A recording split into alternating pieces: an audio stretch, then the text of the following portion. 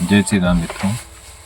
अब मैं आप लोगों के सामने शहद पर चर्चा करूंगा।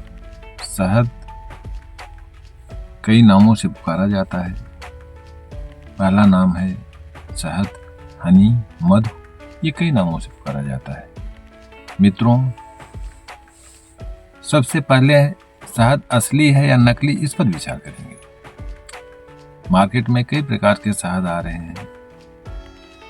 सभी लोग अपनी अपने शहद की गुणवत्ता की बात करते हैं, लेकिन शहद की असली पहचान देखना जरूरी है।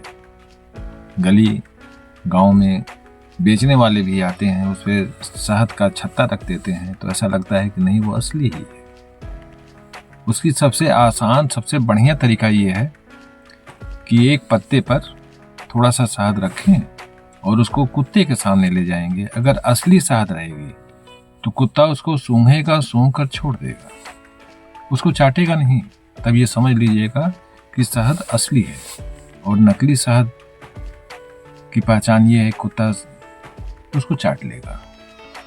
शहद की विशेषता ये होती है कि वह जिसके साथ मिलता है वह अपनी शक्ति को बढ़ा देता है और उसकी शक्ति को दुगना कर देता है।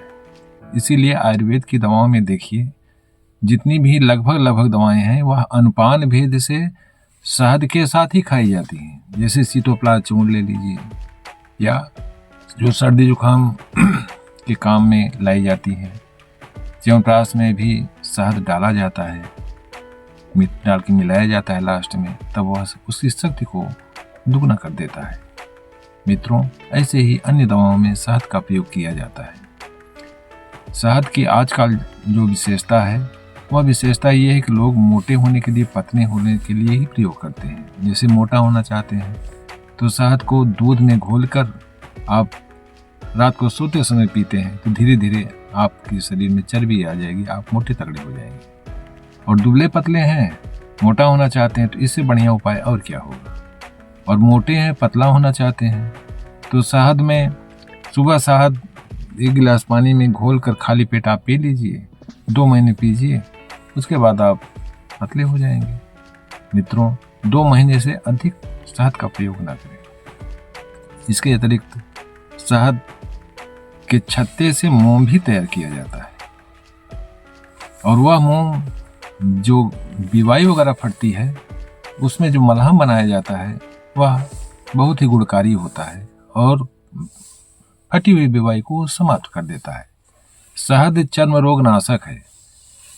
जैसे चेहरे पर जो उपटन लगाने की बात होती है, उसमें शहद और हल्दी मिक्स करके आप 15 मिनट तक चेहरे पर लगाएं, धीरे धीरे चेहरे पर एक चमक आ जाएगी, जो दाग धब्बे रहेंगे वो मिट जाएंगे। और जो भी चर्म रोग हैं, वह शहद को शरीर पर भी लगाया जाता है। नहाने के पहले आप शहद को पूरे शरीर में लगा लीजिए, तो जितने चर्म रोग हैं वो धीमे धीमे स्वतः ही समाप्त हो जाएंगे।